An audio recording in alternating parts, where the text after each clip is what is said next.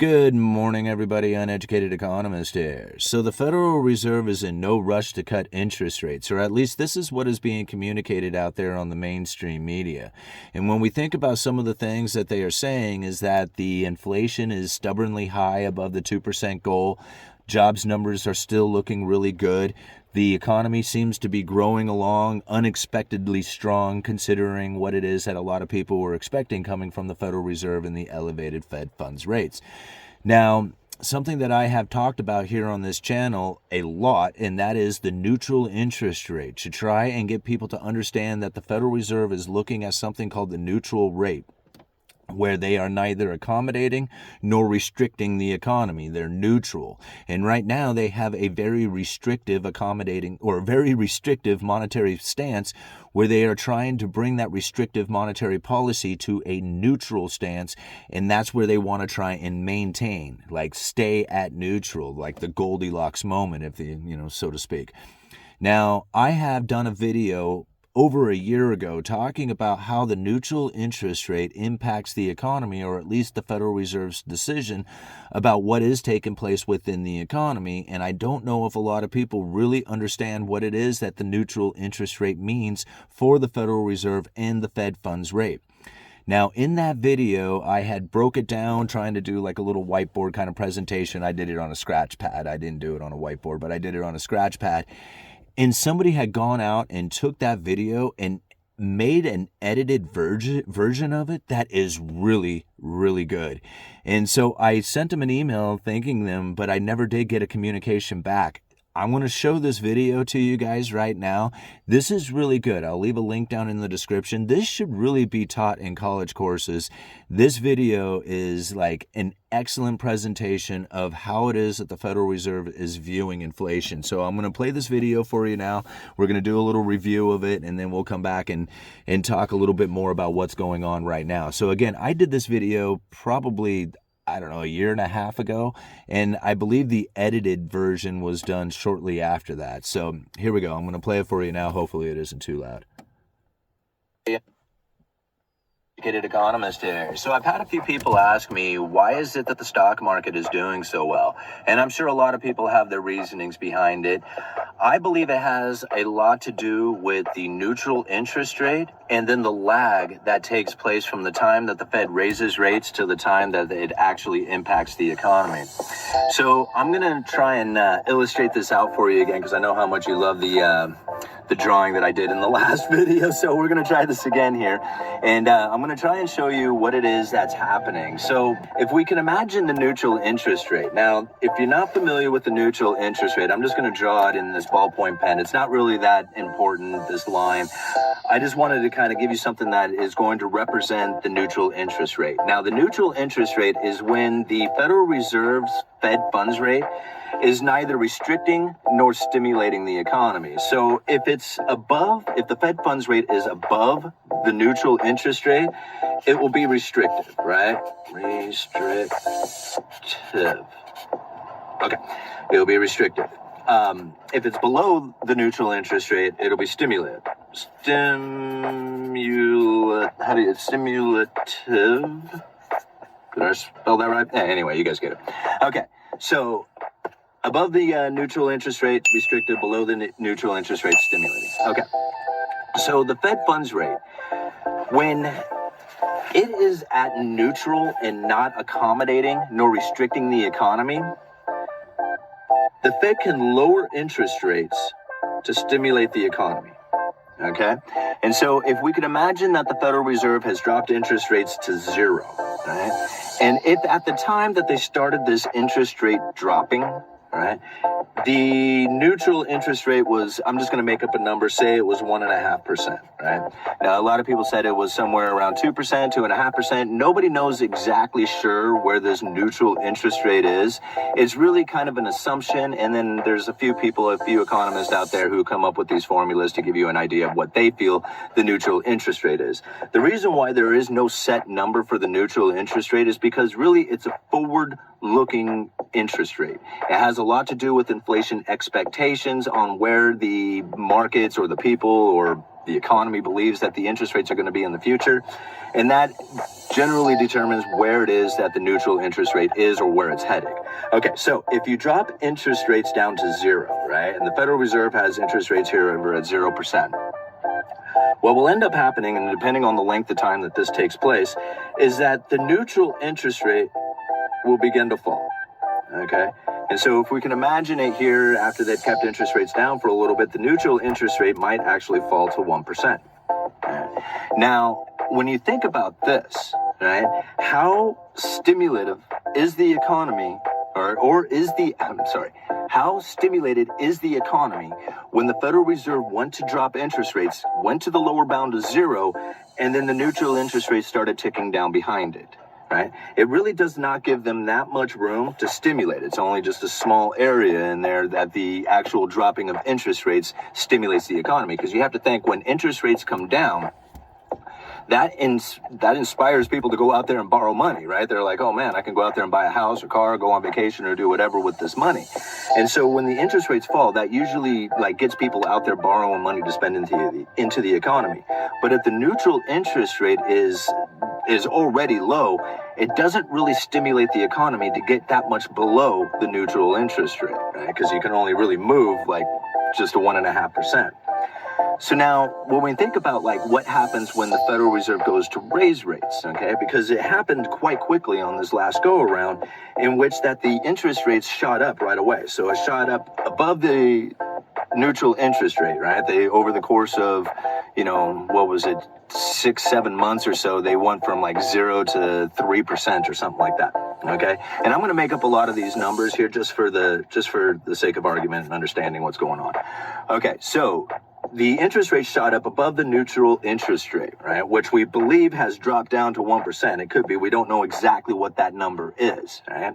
And so this appears to be very restrictive, going from the neutral interest rate up to 3%. I mean, that's a long distance to be restricting the economy, right? And this is where a lot of people feel that was taking place, and that is the reason why we had, or we should be having, a market crash or a housing market crash or any of that stuff, is because of the situation here being so restrictive above the neutral interest rate.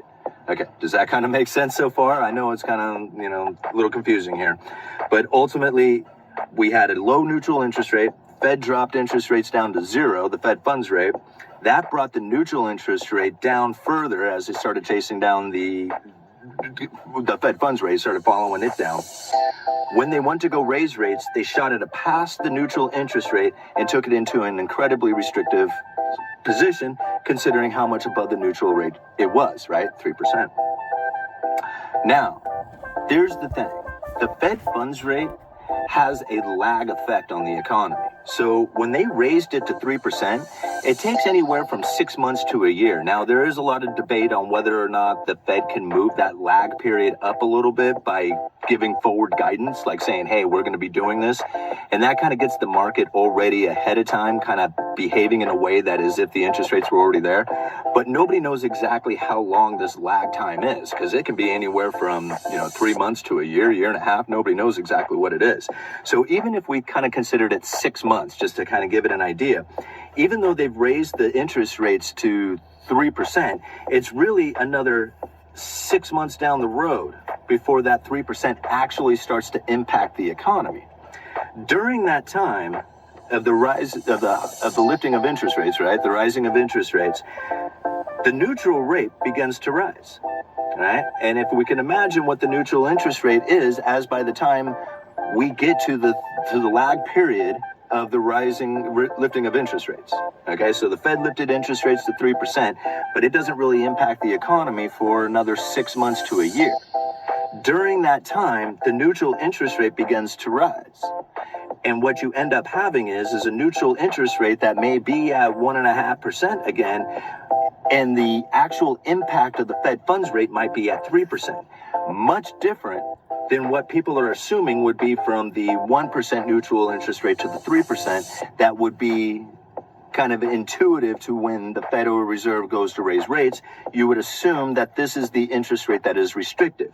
But again, it takes 3 months to 6 months or whatever for that Fed funds rate to actually impact the economy.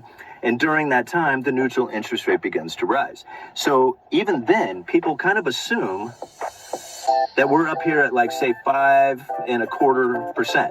Okay, I got up into the restrictive area, but you can imagine that, like, since this time, the rising of Fed funds rate has brought it up to 5.25%, but really, we're only experiencing somewhere around 3 to 4%, right? Not the 5.25, but 3 to 4. And the neutral interest rate has begun to rise. So meaning that we're not this restrictive, we're only this restrictive down in here.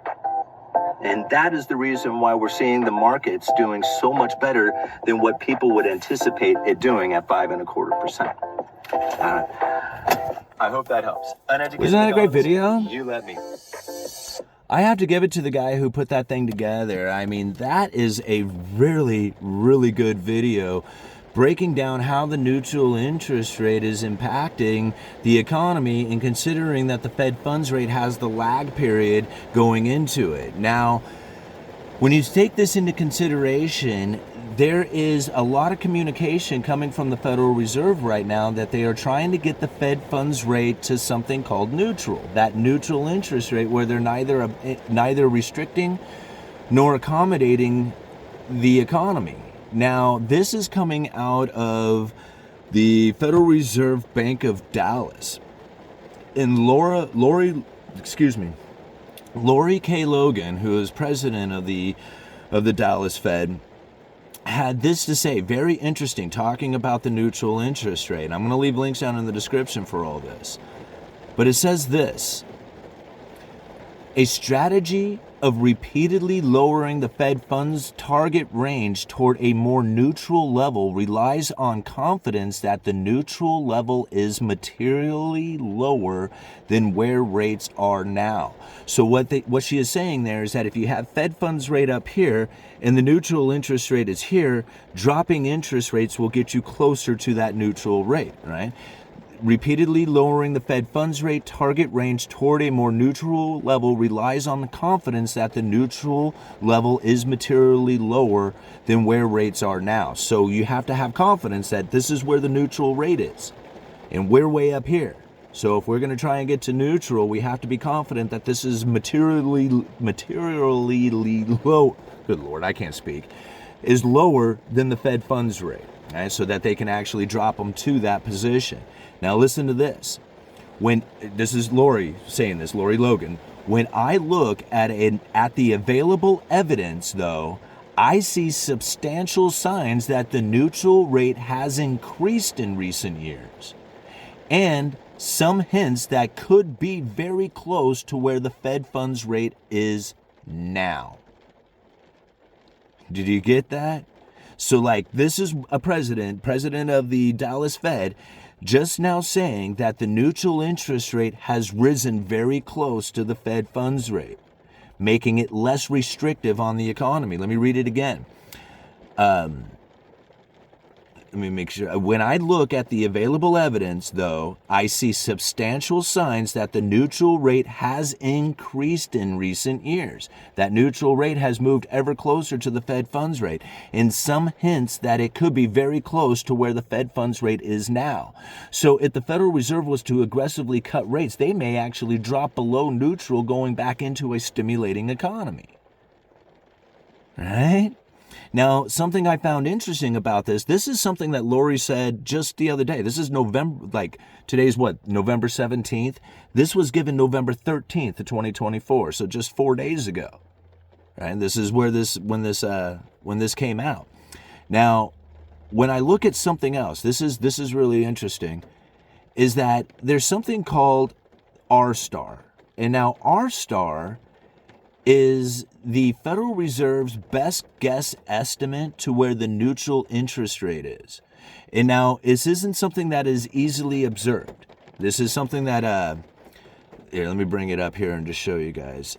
This is not something that's easily observed. So the Federal Reserve has to do an estimate of where this is. And now nobody knows exactly where this is going to be. All right, let me bring it up here. R star. All right. So let me show you this screen because it's pretty interesting. You can see it's the blue line.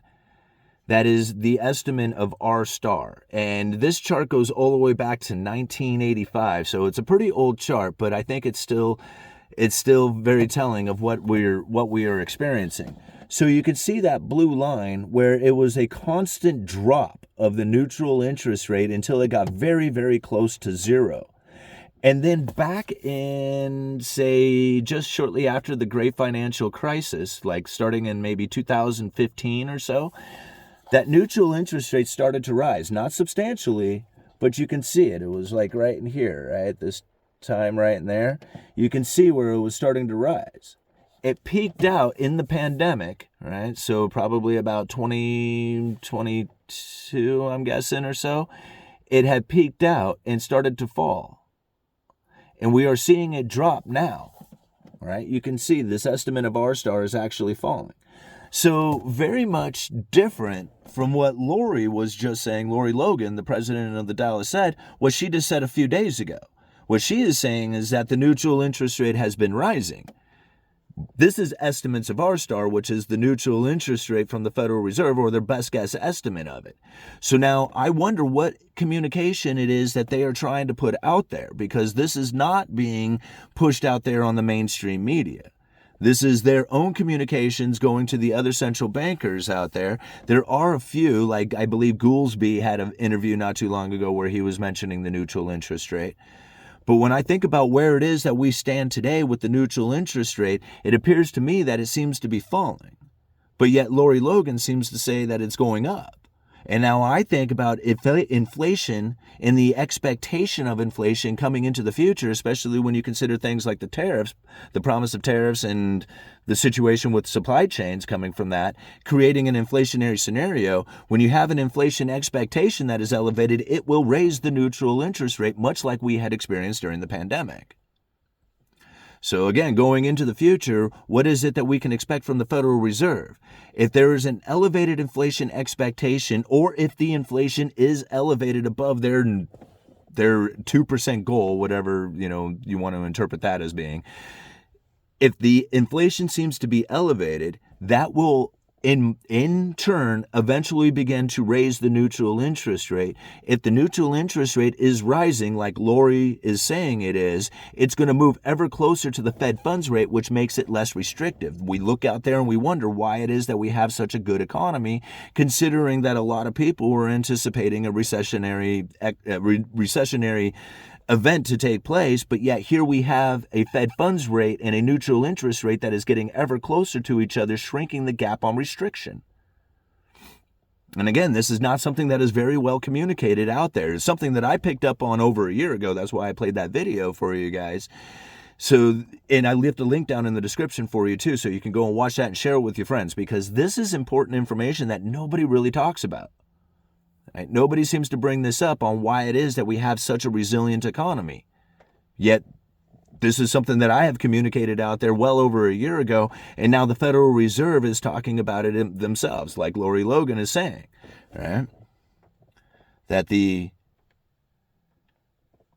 how did she put it again? Let me read it one more time so that we can... it's a fairly good article, too, the whole thing that she wrote here, but...